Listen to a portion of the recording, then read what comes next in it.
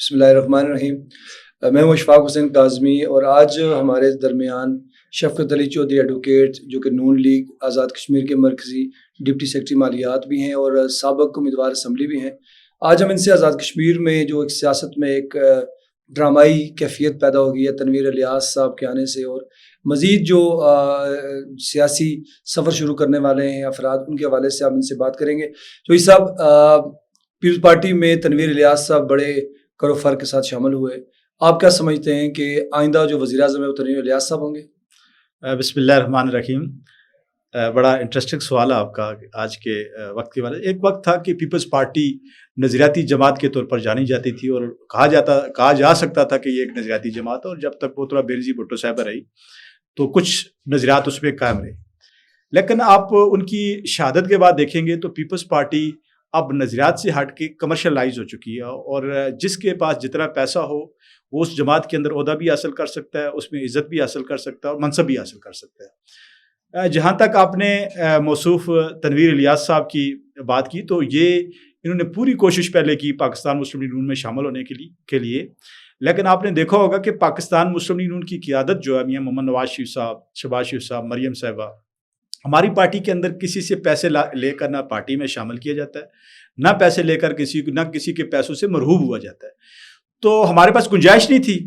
تو اس لیے ان کی چونکہ اب ان کا کوئی پہلے پی ٹی آئی میں تھے، آپ نے دیکھا کہ پی ٹی آئی میں جب وہ تھے تو وہ عمران خان صاحب کی تعریفیں کرتے تھے، جیسے ہی ان کے اوپر ڈکلائن آیا تو وہ عمران خان صاحب کا وہ سب کچھ گن دیا کہ میں نے اتنا ارب روپیہ لگایا، سب کچھ کیا۔ یہ آج بھی جو کچھ ہو رہا ہے یہ پیسے کے زور پر ہو رہا ہے۔ جہاں تک آپ نے کہا کہ وزیر اعظم بننے کے لیے پہلے ایم ایل اے بننا ضروری ہے، اور مجھے نہیں لگتا کہ وہ کسی بھی حلقے سے وہ آزاد کشمیر کے اندر ایم ایل اے بن سکیں گے، کیونکہ آزاد کشمیر کے لوگ بڑے سیانے ہیں اور زیرک لوگ ہیں۔ آنے والا وقت جو ہے وہ پاکستان مسلم لیگ نون کا وقت ہے۔ آزاد کشمیر کے اندر پاکستان مسلم لیگ نون یک طرفہ حکومت بنائے گی، اور یہ اس لیے بھی ضروری ہے اشفاق کاظمی صاحب کہ آپ دیکھ رہے ہیں کہ آزاد کشمیر کے اندر جو اس وقت حکومت ہے چودھری انوار الحق صاحب کی، اس نے جتنا تحریک آزادی کشمیر اور بیس کیمپ کو نقصان پہنچایا، جس کی وجہ سے فتنے، افراتفری، ایک فرسٹریشن کا ماحول پیدا ہو چکا ہے۔ اس ساری چیز کو ایک بیلنس کے اوپر لانے کے لیے ایک مضبوط ایک پارٹی کی حکومت جو اس کی اونرشپ لے سکے وہ ضروری ہے۔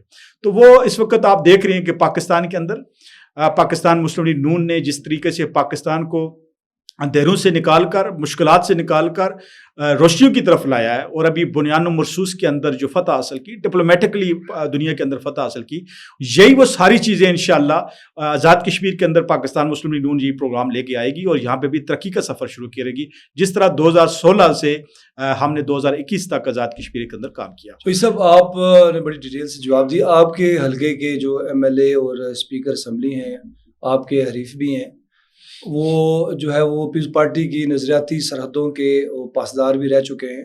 انہوں نے بہت زبردست جا کے استقبال کیا تنویر الیاس صاحب کا، اور لوگ چمگویاں کر رہے ہیں کہ لطیف اکبر صاحب چونکہ وزارت عظمیٰ کے امیدوار بھی ہیں فیوچر میں، چودھری یاسین صاحب بھی پیپلز پارٹی میں ایک تگڑے اسٹیٹس پہ ہیں، تو لطیف اکبر صاحب کا ان سے ملنا، ان کا فوری طور پر استقبال کرنا اور ان کو دل سے لگا لینا، یہ کیا سمجھتے ہیں اس کو آپ؟ بڑا انٹرسٹنگ سوال ہے، اس کا جواب میں ضرور دوں گا۔ دیکھیں، چودھری لطیف اکبر صاحب جن کا 40 سال پارلیمانی سیاست کے اندر ہو گئے، لیکن وہ آج تک پاکستان پیپلز پارٹی میں کسی بڑی جگہ پہ نہیں پہنچ سکے۔ اسپیکر ابھی بنے ہیں، یہ بھی کسی اور طرح کی حکومت ہے، اپنی پارٹی کی طرف سے اس طریقے سے ان کو عزت افزائی نہیں ہو سکی۔ انہوں نے ہمیشہ پارٹی کی بات کی۔ یہ پارٹی میں مجھے یہ بتائیں، 2011 میں صدر بن کے ان کے لیے تھا کہ یہ صدر بن رہے ہیں، لیکن کوالا سے ادھر ہوئے تو پتہ چلا کہ سردار یعقوب جو ابھی اسی وقت شامل ہوا تھا پارٹی کے اندر، تو ان کو انہوں نے صدر کے لیے الیکٹ کر دیا۔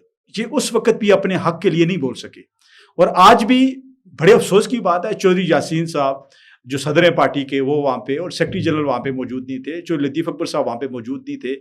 یہ نہیں چاہ رہے تھے کہ سردار تنویر صاحب شامل ہوں، لیکن پارٹی نے ان کی پرواہ کیے بغیر، ان کو پوچھے بغیر وہاں پہ شامل کر دیا، اور شامل کر کے حکم دیا کہ جائیں اب اس کا استقبال کریں۔ میں یہ سمجھتا ہوں یہ ڈسگریس ہے ایسے سیاسی لوگوں کی جو اپنے تئیں وہ سمجھتے ہیں کہ ہم نے سیاست کے اندر بڑا کنٹریبیوٹ کیا۔ اللہ کی کوئی کنٹریبیوشن نہیں ہے۔ جب آپ کی پارٹی آپ کو جنت کا ٹکٹ تو دیتی نہیں ہے، لیکن اگر وہ آپ کو اس طریقے سے ڈسگریس کرتی ہے کہ آپ کو جونیئر کے پیچھے جا کے کھڑا کر دیتی ہے جو کل آتا ہے، تو یہ تو جنت کا ٹکٹ آپ نے نہیں حاصل کرنا۔ آپ نے لوگوں کی نمائندگی کرنی ہے، اور آپ کے پیچھے میرا آخری بات، جو آپ کے پیچھے لوگوں کی ایک تمنا ہوتی ہے، خواہش ہوتی ہے کہ ہمارا لیڈر اس طریقے سے ہمارے لیے فائٹ کرے، اور جب آپ اس طریقے سے لیٹ ڈاؤن ہو جائیں اور خاموشی سے کسی ایسے بندے کو استقبال کر لیں، یہ سیاسی کارکنوں کے لیے بڑا دبا ہے. میں یہ سمجھتا ہوں کہ ان کو نہ ایسا کرنا چاہیے تھا، اور انہوں نے کبھی بھی جرت والی سیاست نہیں کی.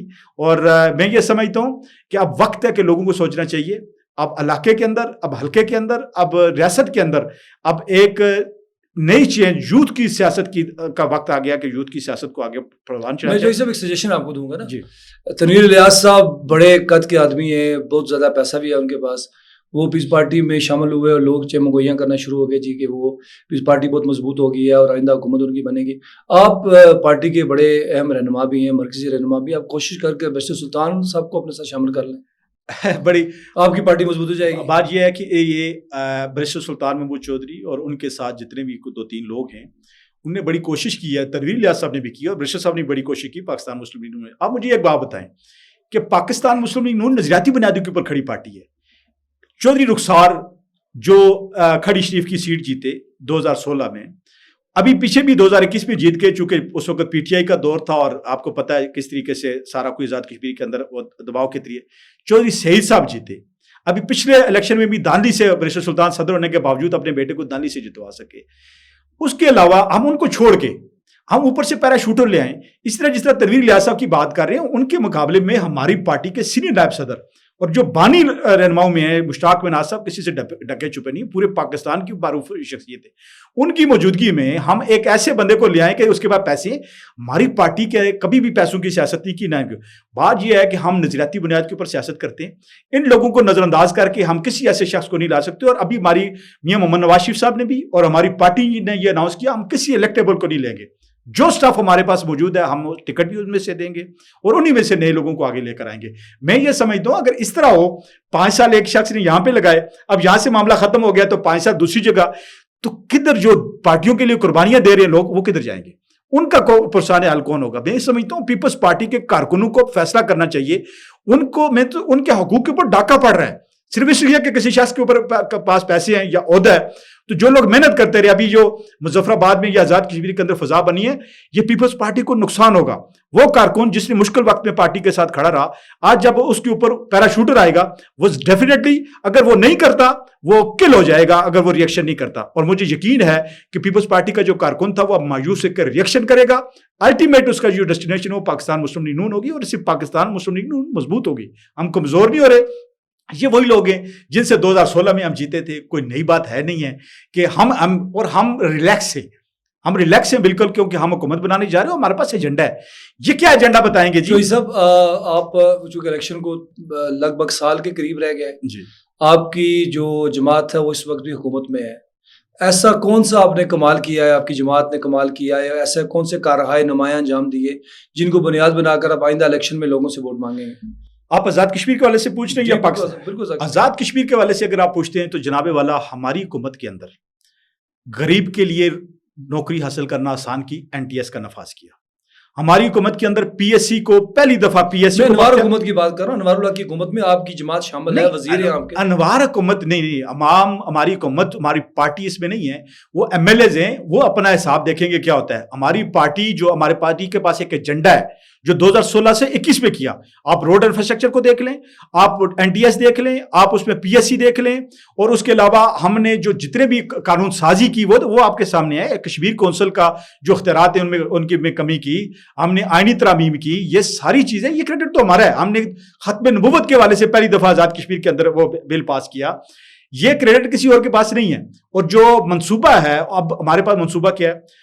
نواز شریف صاحب نے CPEC کے تحت 370 کلومیٹر ٹورزم کوریڈور دیا تھا جو PTI کے دور میں ختم ہو گیا. جو انوار اللہ کو اس کو دوبارہ نہیں لا سکا، ہم وہ لے کے آئیں گے. ہم ٹورزم کو ایک انڈسٹری کے طور پر ہم ابھارنا چاہتے ہیں. ہم اور ڈیجیٹل مارکیٹنگ، آپ دیکھیں اس وقت لاہور کے اندر IT پارک بن رہا ہے. کشمیر کے اندر کیوں نہیں بن سکتا؟ کوئی بات تو کرے. یہاں پہ اس وقت یوتھ ہے، آپ کتنی ان کو سرکاری جاب دے سکتے؟ آپ لوگوں کو فیسیلیٹیٹ کریں، آپ ان کی کوچنگ کریں. کوچنگ کرنے کے بعد ان کو آپ جو ہے نا یہ ان کے لیے ذرائع پیدا کریں جاب. آخری سوال یہ بتائیں کہ یہ جو موجودہ مکس 4 حکومت ہے، اس میں جو لوگ PTI کے ٹکٹ سے منتخب ہو کے آئے، MNA بنے، اور بعد میں انہوں نے پارٹی سے انحراف ہی کر لیا پارٹی کے اصولوں سے، آپ ان میں سے جو مکس چار کی جو حکومت ہے ان میں سے ایم ایل ایز جو بچ جائیں گے واپس جب یہ ان کا دور ختم ہوگا تو آپ لے لیں گے اپنے پاس؟ سائبیرین جو ہے نا ان کی جس طرح آپ سردار تنویر الیاس کی، بیرسٹر سلطان کی یا باقی لوگوں کی بات کر رہے ہیں، پاکستان مسلم لیگ نون میں ان کے لیے کوئی جگہ نہیں ہے اور ہماری سیٹیں پہلے سے فل ہیں.